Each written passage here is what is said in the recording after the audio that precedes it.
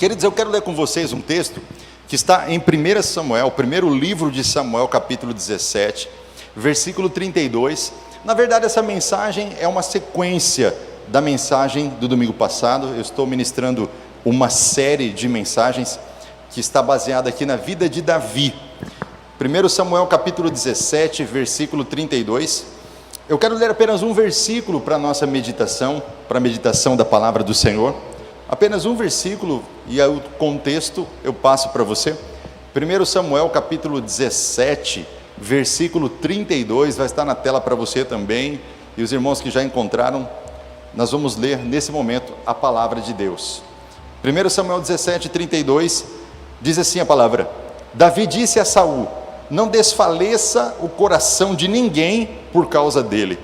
Teu servo irá e pelejará contra os filisteus. O teu servo irá e pelejará contra os filisteus. Se você estiver na sua casa, bem como os irmãos que estão aqui no templo, será que vocês podem repetir comigo essa última parte aqui? Diga assim comigo: teu servo irá e pelejará contra os filisteus. Que bom que você pode repetir, tanto aqui no templo, quanto aí na sua casa. E teu servo irá e pelejará contra os filisteus. Nós estamos na sequência de mensagens. Na semana passada, domingo passado, a nossa ministração está no YouTube, está no Facebook. Se você quiser conhecer mais um pouco do pastor Fabrício, procure as minhas mídias sociais. Você vai encontrar a pastor Fabrício Moura, você vai encontrar o Facebook, vai encontrar o Instagram e também o YouTube, e vai ajudar bastante. E você vai encontrar a ministração também de domingo passado, em que nós falamos a respeito da essência. Deus escolhe pela essência. Então, todas as vezes que nós queremos nos conectar com o reino de Deus, nós precisamos entender que não é o desempenho que chama a atenção de Deus, é a essência que atrai o coração de Deus para o nosso coração. E aí nós estávamos ministrando, dizendo que Davi era um homem que se conectou ao reino de Deus por causa da essência do coração dele, e por ele entender a essência do coração de Deus. E nesse relacionamento de essências, nós descobrimos ou sabemos da história de um homem que marcou a humanidade como um homem segundo o coração de Deus. E no chamado de Davi, quando Samuel erra o seu chamado, Samuel diz assim: achei um homem que vai ser o rei, o seu ungido. E era Eliabe, o irmão mais velho de Davi. E Deus disse assim: não atente para a sua aparência, nem para a sua estatura.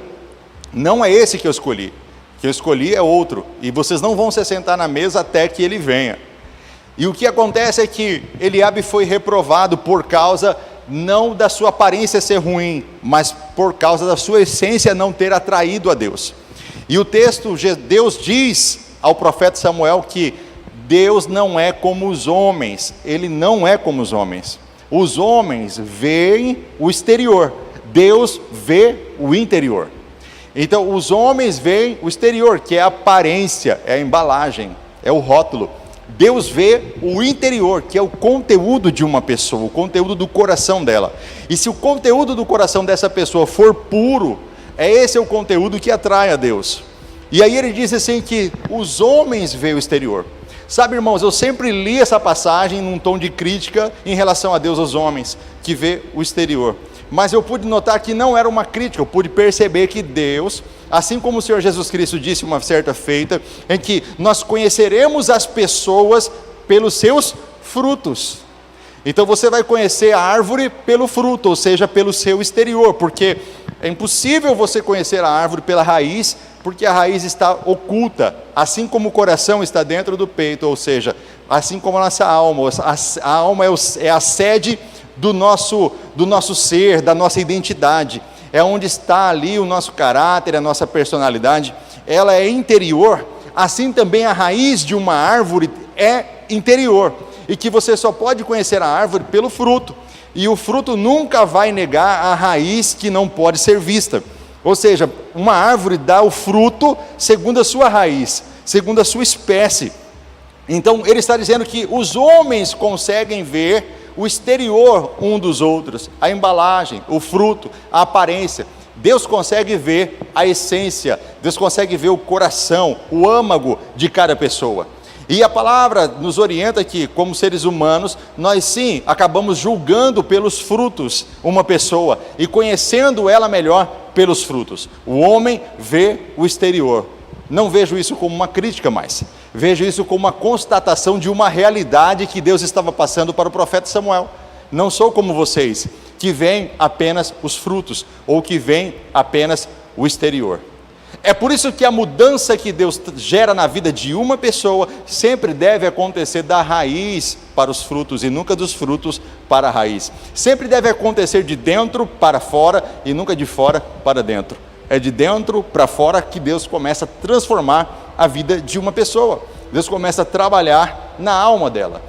Por isso que Jesus Cristo sempre disse aos fariseus, especialmente a eles, e também aos saduceus, os escribas, os doutores da lei, ele dizia assim, ó, vocês me louvam com os lábios, vocês me honram com os lábios, mas a essência, o coração está distante de mim. Vocês seguem rituais, vocês cumprem os requisitos necessários, mas o coração de vocês não está voltado para mim, não está voltado para Deus.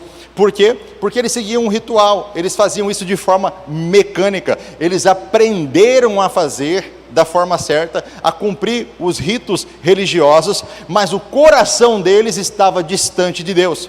Então Deus começa uma campanha na Bíblia toda para combater aquela fé que é voltada somente para a aparência, aquela fé que não tem essência.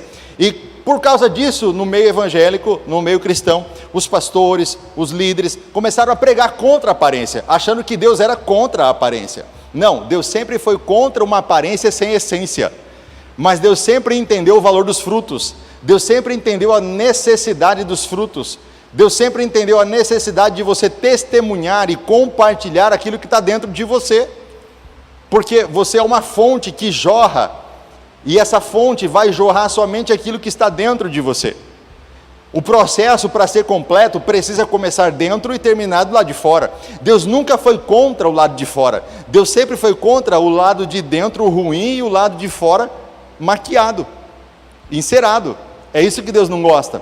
Eu não sei se você conhece por que nasceu essa expressão sem cera, ou porque muitas vezes a gente vê a questão da máscara de cera, que era utilizado no teatro, na arte, porque os artistas, quando faziam uma escultura, eles escondiam os defeitos daquela escultura com cera. A pessoa, quando ia comprar, ela via, estava perfeitinha aquela estátua, aquela obra de arte. Mas então, quando a pessoa ia comprar, era ao meio-dia, quando o sol está mais forte, ela pegava aquele monumento, aquela obra de arte, colocava ao sol, e se tivesse cera naquela obra, escondendo o defeito, o sol derreteria a cera e o defeito apareceria. E quando o artista era bom de verdade, ele não precisava passar cera nenhuma na obra de arte dele. E ainda quando ela era colocada em teste, ao sol do meio-dia, aquela obra de arte era aprovada, ela era sem cera, sem enceração, sem cera, sem maquiagem. Então é isso que Jesus está expressando, está dizendo que eles são como sepulcros caiados, pintados. São sepulcros caiados, são como caixões que eram retirados dos cemitérios e eram pintados por fora para fazer que era novo e reutilizados. As pessoas não queriam fabricar, achavam que era melhor ir lá e retirar o defunto, tirar o corpo do defunto, enterrar sem um caixão, roubar o caixão, pintar ele e revender. E Jesus sabia que eles faziam esse processo.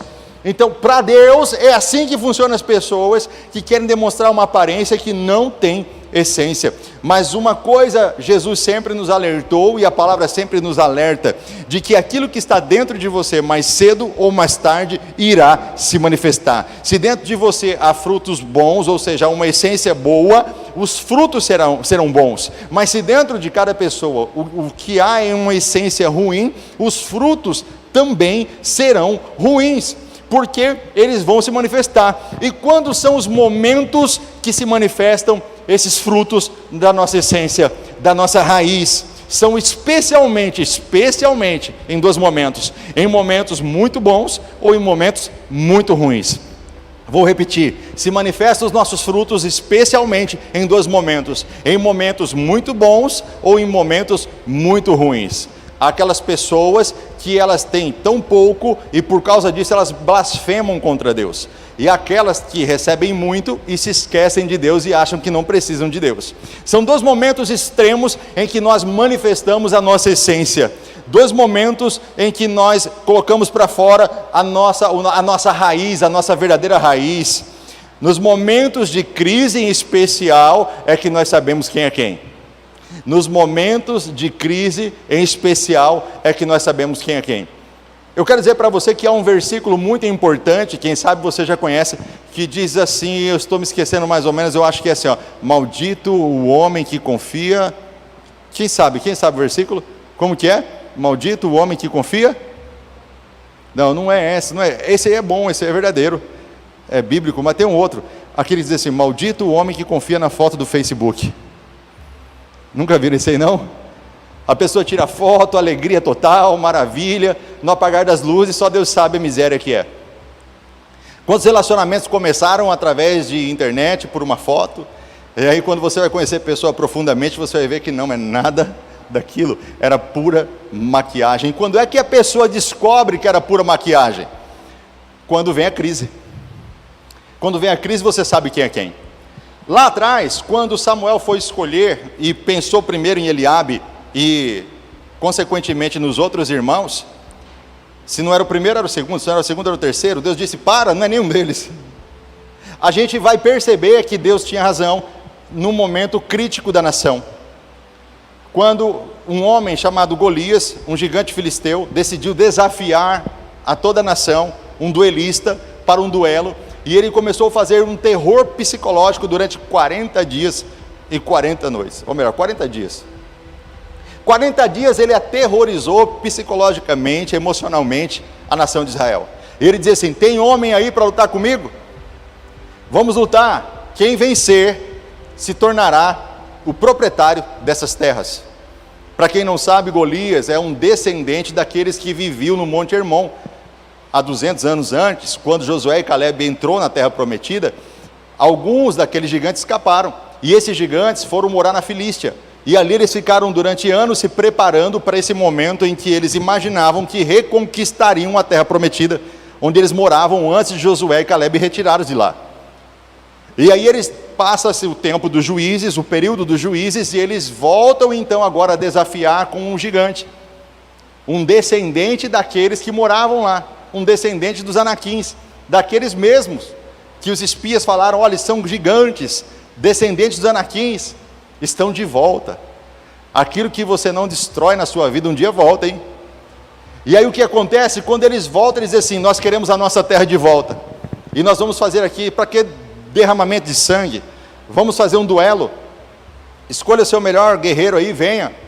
E geralmente esse guerreiro tinha que ser o rei, esse guerreiro tinha que ser Saul, mas a palavra diz que Saul estava na sua tenda, com os seus joelhos tremendo, literalmente o texto diz que os joelhos deles estavam tremendo, não era só os joelhos de Saul que estavam tremendo, diz a Bíblia que os joelhos de Eliabe, o irmão mais velho de Davi, também estava tremendo, e dos seus outros irmãos também estavam tremendo. Deus não errou, mas cedo ou mais tarde será manifesto o conteúdo do seu coração, especialmente em momentos críticos. A crise revela o seu verdadeiro eu, a crise revela a sua verdadeira fé, a crise revela quem você é de verdade. Gosto de jogar futebol com os meninos da igreja, porque ali eles se revelam, ninguém gosta de perder, ali eu sei quem é quem. É na crise, nos momentos de dificuldade, que nós sabemos quem é quem. Quando eles estão enfrentando os descendentes desses gigantes, que querem tomar posse da terra, o que nós vemos são homens, que aparentemente, preste atenção, aparentemente, eram homens perfeitos para a guerra, para a batalha, para estarem liderando Israel, estavam tremendo os seus joelhos de medo. Se os soldados, os mais guerreiros, os mais fortes, os mais bem preparados, estavam tremendo de medo, o que seria do povo então? Mas são nos momentos de dificuldades que você encontra os verdadeiros homens e mulheres que são segundo o coração de Deus. Quem é segundo o coração de Deus aqui nessa noite? Quem é? Você que está na sua casa, você coloca a mão sobre a sua família, você é pai, você é sacerdote, coloca sobre seus filhos e diga: você é segundo o coração de Deus. Coloque sobre suas filhas: você é segundo o coração de Deus. Sobre a sua esposa, sobre o seu esposo. A palavra diz que quando Davi se aproximou e percebeu que o clima não estava bom, e ele percebeu que as pessoas estavam tremendo de medo, ele logo se envolveu nessa batalha. Vou repetir, ele logo se envolveu nessa batalha. Porque aqueles que possuem a essência segundo o coração de Deus, eles não conseguem ficar fora de uma batalha em que o inimigo está afrontando ao Deus que ele serve. Ele não consegue ficar de braços cruzados nos momentos difíceis. Ele não consegue tremer os seus joelhos em tempos de crise. Não dá tempo de ter medo. Nós temos uma batalha, nós temos uma luta para enfrentar. E aí Davi se envolve na batalha contra Golias por causa de Deus. E isso aqui é importante, por causa de Deus. Não é qualquer batalha que nós somos chamados para enfrentar. As batalhas que Deus quer que nós enfrentemos é aquela que Deus ordenou. Davi, como era um homem segundo o coração de Deus, e no campo já tinha tido experiências com Deus no anonimato, agora seria revelado diante de toda a nação, num momento de muita crise, em que todos estavam escondendo as suas mãos. Golias só estava desafiando eles há 40 dias, porque ninguém ainda o havia enfrentado. Eu acredito que se Davi não chega naquele momento, provavelmente ele estaria mais 40 dias. E o que nós vemos é que Davi não precisou de uma revelação especial. Deus não precisou falar nos ouvidos dele, dizendo: olha, Davi, vai lá e lute. Porque a missão dele naquele lugar não era aquela. A missão dele era levar um pouquinho de mantimento para os seus irmãos, a mando do seu pai Jessé. Mas o que ele faz é, além de entregar o mantimento que o pai havia ordenado, ele também se envolve na batalha, porque ele sabia que era a vontade de Deus, e ele vai lutar em nome do Senhor dos exércitos. Ele vai lutar em nome do Deus que ele serve, porque ele sabia que era o desejo de Deus derrotar os filisteus, porque o mesmo Deus que nós servimos hoje é ontem e eternamente, e ele sabia que assim como no passado Josué e Caleb enfrentou os gigantes, desta vez era necessário que alguém se levantasse com a mesma essência, com o mesmo espírito de Josué e Caleb, e enfrentasse esses gigantes que ainda restaram. Todos sabiam disso. Saul sabia disso, Eliabe sabia disso, os outros irmãos sabiam disso, mas eles não estavam dispostos a fazer a vontade de Deus, nem que tenha que enfrentar a própria morte por causa disso. Eles estavam dispostos a falar em nome de Deus, eles estavam dispostos a declarar o nome de Deus, a dizer que eram guerreiros de Deus, desde que na verdade não tivesse que enfrentar uma batalha tão clara de que a morte poderia pegá-los. Quando a morte bateu na porta deles, e Golias é um símbolo de morte, quando a morte bateu na porta deles, eles tremeram. Então Davi, ele demonstra que ele estava disposto a encarar a morte, se fosse preciso, para fazer a vontade de Deus. Davi está demonstrando de que ele não era daqueles que servia a Deus somente por palavras, somente nos momentos bons, somente quando as coisas estão dando certo, somente quando tudo está vindo como resposta das minhas necessidades. Davi estava disposto a demonstrar com a sua vida de que ele seria capaz de fazer a vontade de Deus, ainda que tenha que olhar nos olhos da morte. É o que ele está fazendo. Ele está revelando a essência de alguém que crê no Deus dele como o Senhor dos exércitos. O Senhor dos exércitos é aquele que vence todas as batalhas. Será que você pode dizer comigo: o meu Deus vence todas as batalhas? Obrigado, cara. Na Idade Média surgiu uma filosofia chamada antropocentrismo. O antropocentrismo, ela se levantou em contradição à igreja. A ideia deles era evidenciar o pensamento racional e não o pensamento espiritual. E eles começaram a fazer uma separação entre o que é sagrado e aquilo que é secular. Até então o pensamento era um só: céu e terra ligados, céu e terra conectados. Assim como disse o Senhor Jesus, aqui na terra como no céu, conectados. Assim como disse Colossenses, né? Céus e terras conectados, unidos, ligados em Cristo Jesus. E esse pensamento racionalista começou então a combater o pensamento espiritual. E ele começou a se basear no materialismo. O materialismo nega o espiritualismo. E dali surgiram duas correntes filosóficas que foram muito prejudiciais na vida da igreja. A primeira corrente filosófica que surgiu foi o iluminismo. O iluminismo deu origem à Revolução Francesa. A Revolução Francesa impregnou os seus conceitos em todas as sociedades. Terrível. O segundo conceito, a segunda corrente filosófica que surgiu daí também foi o liberalismo. E o liberalismo, ao contrário do que as pessoas pensam, é um liberalismo bíblico. Não é econômico, mas bíblico, onde se dizia que a Bíblia não era inspirada por Deus, não é as escrituras sagradas, e de que também não existe milagre, a fé é algo emocional, que deveria ser descartável e não deveria ser considerado, e a única coisa que deveria ser considerada era a razão. A igreja agora sofre ataques intensos de várias áreas, são vários braços filosóficos atacando a fé das pessoas, formando a mentalidade. Eles descobrem que o melhor caminho era possuir ou invadir as universidades, e eles investem muito nas universidades, onde pegam filhos de pastores, ou até mesmo alguns pastores, e começam a trazer para eles aquilo que nós chamamos de antropocentrismo, que quer dizer que o homem é o centro de todas as coisas. O homem é o centro da ciência, o homem é o centro da educação, o homem é o centro da economia, o homem é o centro de tudo, inclusive da igreja. Isso foi muito prejudicial para a igreja, até nos dias de hoje. Há muitos antropocêntricos que nem sabem que são, que pregam contra, mas são muito. E aí eles começam a dizer o seguinte: olha, no antropocentrismo, nós não podemos ter Deus na ciência, não podemos ter Deus na educação, não podemos ter Deus na política, não podemos ter Deus nas escolas, não podemos ter Deus na cultura. Nós temos que entender que o lugar de Deus é lá dentro da igreja.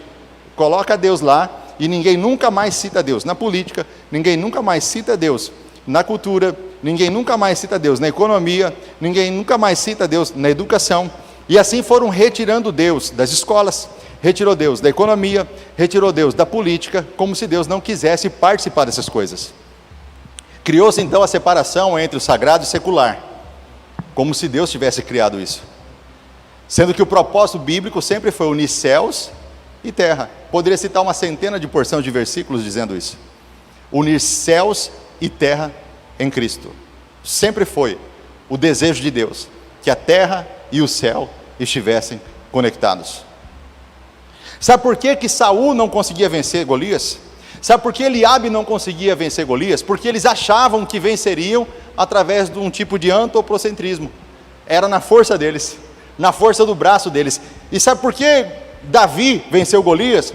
Porque ele sabia que não era na força do braço dele, mas era na força do Senhor dos exércitos. Sabe por que muitas vezes você não vence crises financeiras? Porque você acha que Deus não pode se envolver nas suas finanças. Sabe por que você não vence crises no seu casamento? Porque você acha que Deus não pode se envolver no seu casamento. Sabe por que você não consegue ser melhor na escola? Porque você acha que Deus não se envolve na sua escola. A gente entendeu através de toda essa contracultura espiritual, de que Deus deve ser afastado de todas as coisas, Ele deve estar dentro da igreja, e daqui um pouco as pessoas vão estar tirando Deus da igreja. Tiraram das escolas, tiraram da família, tiraram do casamento, tiraram de vários lugares, e eles continuam querendo afastar Deus de todas essas coisas. Resultado de antropocentrismo, resultado de liberalismo teológico, resultado de iluminismo, resultado do racionalismo, que criou o ceticismo. O ceticismo é uma crítica ao que é espiritual, no sentido de você duvidar de tudo. Quando Davi se aproxima deles e diz assim: ei, eu vou lutar, porque é isso que ele disse. Eu fiz vocês repetirem o texto muitas vezes. Ele disse assim: teu servo irá lutar, eu vou me envolver nessa batalha contra esse filisteu, deixa comigo, eu vou fazer isso. Saul olha para ele e fala assim: você não é guerreiro, você não foi treinado, você não tem armadura, mas eu irei em nome do Senhor dos Exércitos. Eu fico imaginando Saul olhando para Davi dizendo assim: ei, não coloca Deus no meio, vamos fazer a separação entre Estado e Deus.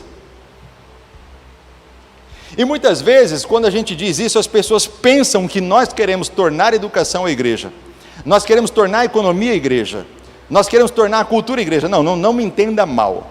Cultura é cultura, igreja é igreja, educação é educação, e assim vai, economia é economia. O que nós queremos é colocar Deus no centro de todas as coisas, Pai, Filho e Espírito Santo no centro de todas as coisas. Aqui é a igreja, nós somos igreja, a economia é economia, mas Deus tem que ser o centro da economia. A educação é educação, mas Deus tem que ser o centro da educação. O que nós estamos dizendo é que esse é um tempo de crise, em que vai revelar a essência dos verdadeiros servos do Senhor, que são de verdade e não fingem e brincam que vão na igreja domingo à noite. São homens e mulheres que estão dispostos a devolver o altar de adoração, um trono entronizado para Deus em todas as esferas da sociedade. Davi fez isso. Davi se levantou no meio de uma geração que tremia as pernas, com medo do Golias, que se levantava com terror psicológico, e dizia assim: eu vou lutar em nome do Senhor dos Exércitos, não é na minha força, não adianta a armadura de Saul, não vai servir para mim, eu não preciso da espada, eu não preciso de escudo, eu preciso das armas que eu tenho, porque as armas que eu tenho é uma funda e 5 pedras, é o suficiente para Deus fazer grande milagre, é suficiente. Deus deu ferramentas para mim e deu ferramentas para você, e você muitas vezes tem pensado que para fazer a obra de Deus você tem que se tornar pastor. Só que você pode fazer a obra de Deus sendo educador, você pode fazer a obra de Deus sendo uma educadora, você pode fazer a obra de Deus sendo economista, colocando de volta o trono de Deus nesses lugares. Você pode fazer a obra de Deus sendo um advogado, você pode fazer a obra de Deus sendo um médico, você pode fazer a obra de Deus sendo um artista, você pode fazer a obra de Deus sendo um esportista. Nós temos que trazer o nome do Senhor dos Exércitos de volta, porque Golias só ganha, Golias só coloca terror psicológico quando as pessoas tiram o nome de Deus, mas quando nós trazemos a presença de Deus de volta, no nosso trabalho, na nossa casa, na escola, na igreja, em todos os ambientes, Golias cai diante de todo aquele que é servo do Senhor, porque o Senhor dos Exércitos é que nos dá a vitória nessa batalha, aleluia. Sabe o que falta para essa geração? Pessoas que parem de se preocupar um pouco menos com com seus egoísmos, seus pedidos antropocêntricos, egoístas. É o eu, o meu ego, eu preciso, eu quero, eu preciso de dinheiro, eu preciso de um casamento, eu preciso disso. E nós estamos precisando de homens e mulheres que muitas vezes estão na vida aí para poder entregar pão de queijo, para entregar bolinho ali a pedido do seu pai, que estão fazendo outras coisas, mas que estão apostos. Na hora que precisarem ser acionados por Deus, eles serão acionados na área de atuação que eles estão. Não importa se você está entregando bolo de queijo, se você está trabalhando no Uber, se você está trabalhando no iFood, se você é um advogado, não importa, Deus vai precisar de você nos momentos de crise nesse lugar, e você precisa se levantar, não com o seu ego, não com o seu eu, não com a sua capacidade, mas você precisa se levantar nesse lugar em nome do Senhor dos Exércitos. Será que tem alguém que me entende aqui nessa noite? Aleluia! Não vamos ficar como aqueles que tremem no meio da batalha. Não vamos andar como a multidão que não conhece a Deus, que não teme a Deus. Nós precisamos entender que as ferramentas que Deus nos deu, e pode ser uma funda e 5 pedrinhas, são suficientes para expulsar aqueles que querem tomar a terra prometida, aqueles que querem ridicularizar o nome do Senhor dos Exércitos. Nós precisamos entender o nosso chamado de uma vez por todas e nos envolver. É no momento de dificuldade, são nos momentos de crise que nós sabemos quem é quem, porque a essência da pessoa se revela. por mais que a sua raiz esteja em oculto, por mais que ninguém consiga ver o que está debaixo da terra, ou o que está dentro de você, mas é no momento de crise que isso aflora, é do seu interior para a vida eterna. Ali revela quem você é. Para sempre Eliabe vai ser conhecido como uma pessoa covarde, uma pessoa que não tinha essência, e para sempre Davi vai ser conhecido como um homem segundo o coração de Deus. Deus não estava errado na hora de escolher. As pessoas poderiam olhar e dizer assim: oh, Eliabe realmente possui a estatura e possui a aparência. Davi poderia ter aparência de servo, mas tinha um coração de rei. E eu sei que eu estou ministrando para homens e mulheres, jovens e crianças, que pode ter até aparência de servo, de advogado, de médico, de entregador de Uber, não interessa, mas que tem um coração daqueles que vão reinar com Cristo, porque Ele preparou um reino para nós. Coração de rei, coração de rainha, é o que Deus colocou em você, uma essência. Sabe o que Deus espera da gente? Pessoas que se levantem nesse tempo de crise dizendo assim: eu vou lutar, conta comigo, rei. Ei, Saul, fica tranquilo aí, ó. Eu vou lutar, eu vou enfrentar esse gigante, eu vou enfrentar Golias, conta comigo, eu não vou me acovardar. Eu poderia ficar em casa assistindo televisão, eu poderia ficar em casa jogando videogame, eu poderia ficar no YouTube assistindo BBB na televisão, mas eu vou lutar. Eu só tinha a missão de entregar aqui um bolinho de queijo, entregar algum alimento aqui para os meus irmãos, mas eu não posso me calar diante de um gigante que afronta a minha nação, diante de um gigante que afronta o meu Deus. Eu não posso me calar, eu vou lutar. Sabe o que Deus espera de mim, de você hoje? Que você se levante para declarar diante dele: Senhor, eis-me aqui, eu vou lutar, eu não vou me acovardar, eu não vou ficar com aqueles que tremem. Oh, glória! Eu não estou bravo não, meu irmão. Mas esse é o tempo em que vai se manifestar o seu verdadeiro eu, quem você é de verdade. Esse é o tempo que você pode desistir da sua família. Esse é o tempo que você pode desistir do seu casamento. Esse é o tempo que você pode desistir dos seus filhos. Esse é o tempo que você pode desistir da igreja. Esse é o tempo que você pode desistir dos seus irmãos. Sim, é o tempo que muita gente está tremendo as bases, é o tempo que muita gente está recuando. Esse é o tempo, como naquela época de Davi, em que muita gente tremia os joelhos. Esse é o tempo, mas este também é o tempo de Davi. Esse é o tempo daqueles que são segundo o coração de Deus, que se levantam porque não vão desistir do seu casamento, não vão desistir da sua família, não vão desistir da igreja, não vão desistir do futuro que Deus tem preparado para eles, não porque eles são egocentristas, mas porque eles são teocentristas, porque eles sabem que estão numa missão pelo reino e pelo rei. Diga comigo: pelo reino e pelo rei. Vamos lá, diga: pelo reino e pelo rei, aleluia. Eu acho interessante que no versículo 26, o texto diz assim, 17 e 26, diz assim: então falou Davi aos homens que estavam consigo. Vou repetir essa parte. Então falou Davi aos homens. Pega só essa parte aí. Davi falou aos homens. Davi falou aos homens. Em tempos de crise, o que Deus espera de você não é que você fique dentro da sua casa dizendo assim: eu tenho fé, ai como eu sou crente, ai Deus, você pode contar comigo. Vai falar para os outros. Fala aos homens. Davi não ficou oculto. No coração dele ardia a chama. Ele sabia que podia fazer a vontade de Deus, mas ele podia ficar na moita, braços cruzados, calado, no anonimato, ficar quietinho e deixar Deus forçar a barra. Ele não faz isso. Ele fala aos homens. Falar é compartilhar. Falar é declarar aquilo que está dentro de você, é externalizar aquilo que Deus tem colocado no teu coração. Ele fala aos homens. O que é que vão dar para essa pessoa que vencer esse filisteu?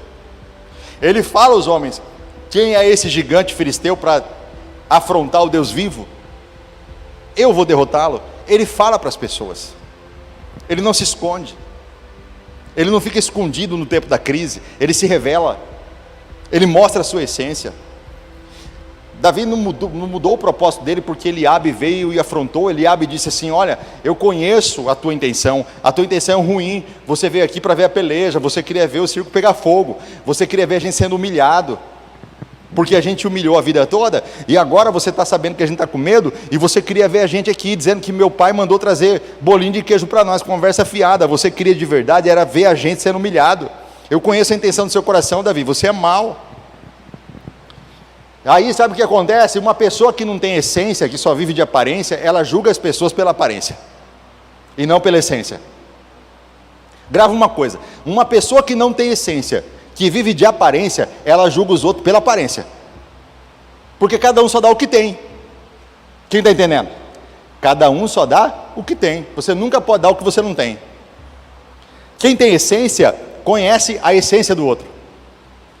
Quando você tem essência, você se conecta com o outro pela essência, você vai além da aparência. Você olha para a pessoa, você até vê a aparência, você vê a roupa dela, você vê a marca da roupa dela, o carro dela, como ela se comunica, os gestos, o tom de voz, mas você procura encontrar algo além disso, você procura ver o coração dela. Sabe por quê? Porque você tem essência, e só quem tem essência faz isso. Quem não tem essência, só aparência, para na aparência, para na marca da roupa, da forma que fala, o jeito que fala, etc e tal, e julga por ali mesmo. E é o que Paulo diz, nós não devemos julgar uns aos outros. E quando ele está falando julgar, ele está dizendo exatamente na aparência. Ele está dizendo que nós não devemos ter um pré-conceito a respeito de ninguém, que você precisa conhecer a pessoa mais profundamente, ou seja, na essência, para você emitir um juízo de valor. Do contrário, você está sendo uma pessoa preconceituosa, você está trabalhando contra a obra de Deus. Que você precisa conhecer a pessoa na essência para você emitir um julgamento antes de dizer. Eliabe não, ele olha para Davi, fala assim, eu sei qual a tua presunção, eu sei qual a intenção do seu coração.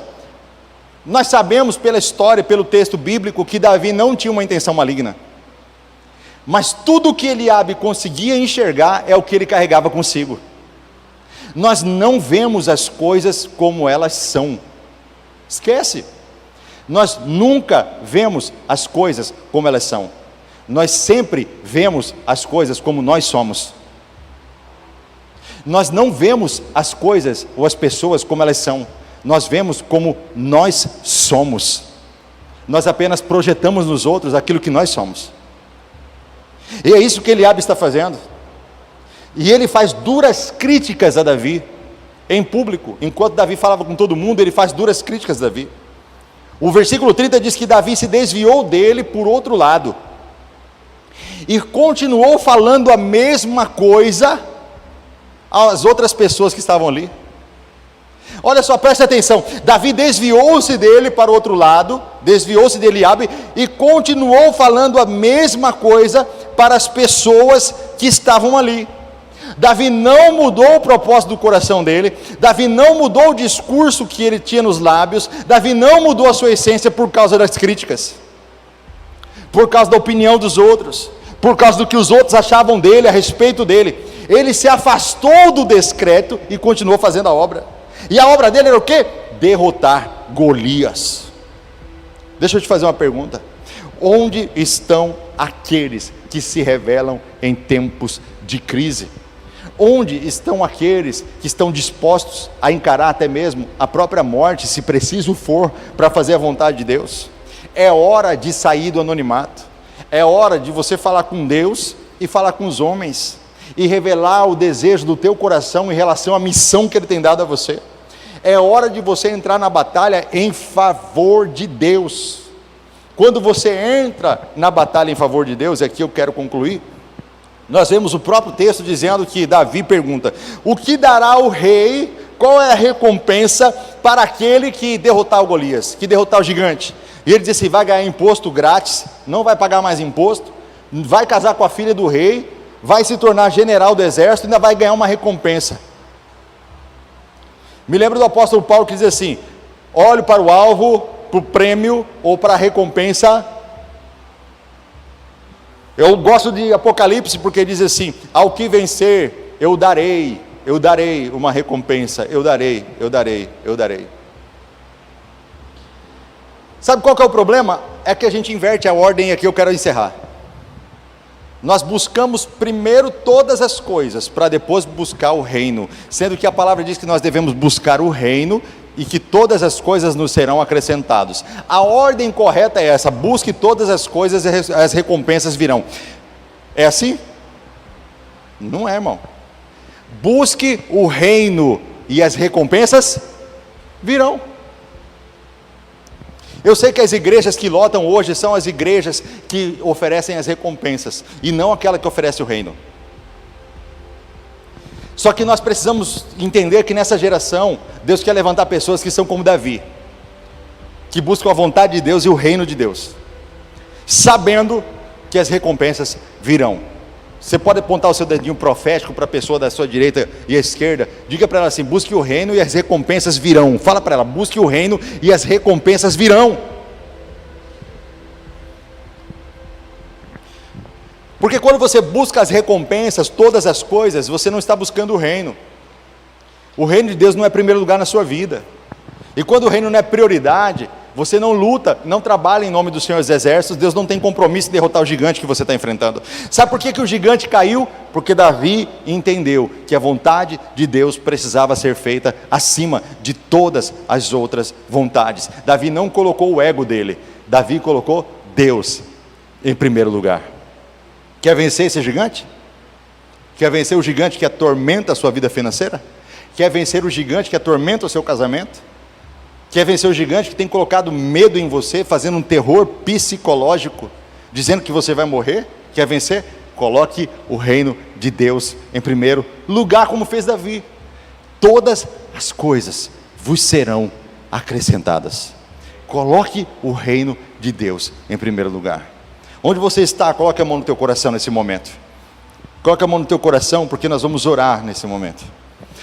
E talvez seja um momento propício para você, em tempo de crise, em tempo de pandemia, fazer a declaração, falar, demonstrar a sua essência, de que ela quer colocar Deus em primeiro lugar. Davi disse: em nome do Senhor dos Exércitos. Em nome do Senhor dos Exércitos. Davi não foi buscar a vontade dele, o desejo dele, o querer dele. Ele foi buscar a vontade de Deus em primeiro lugar. Você tem buscado a vontade de Deus em primeiro lugar ou a sua? Você tem buscado os desejos de Deus em primeiro lugar ou os seus?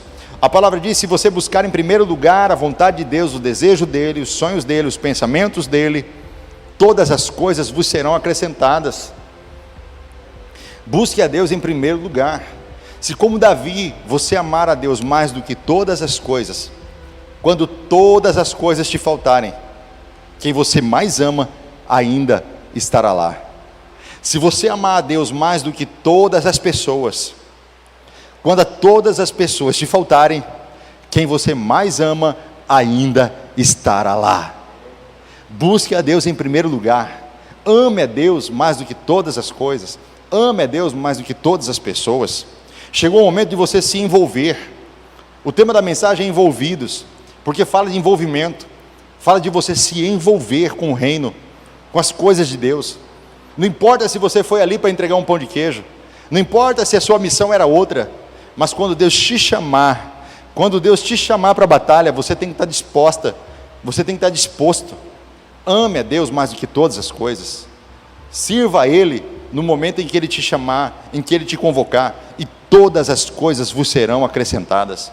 O Golias que tem desafiado a sua vida, o Golias que tem desafiado essa nação, o Golias que tem desafiado o Evangelho, vai cair, porque homens e mulheres que são segundo o coração de Deus têm se levantado, decidiram não tremer os seus joelhos, decidiram não se esconder em tempos de crise, decidiram se envolver na obra de Deus, decidiram se envolver com o chamado de Deus. Homens e mulheres, segundo o coração de Deus, que se envolvem, é que vão derrotar o gigante que se levanta para aterrorizar essa nação. Esse gigante vai cair em nome do Senhor dos Exércitos. Quem pode dizer amém por isso? Pai, eu oro por essa vida, eu oro por essa família, eu oro por essa casa, e eu declaro, Senhor, que são homens e mulheres segundo o coração do Senhor. Nesta noite nós declaramos a queda desse Golias, nós declaramos a queda dessa morte, nós declaramos a queda desse gigante, nós declaramos a queda desse vírus, Nós declaramos a queda dos falsos deuses. Nós declaramos, Senhor, toda obra maligna vai cair por terra, todo terror psicológico que tem causado síndrome do pânico, angústia profunda, medo profundo, nós destruímos agora, tem lançado ansiedade, nós quebramos agora, em nome do Senhor dos Exércitos, em nome do Senhor dos Exércitos.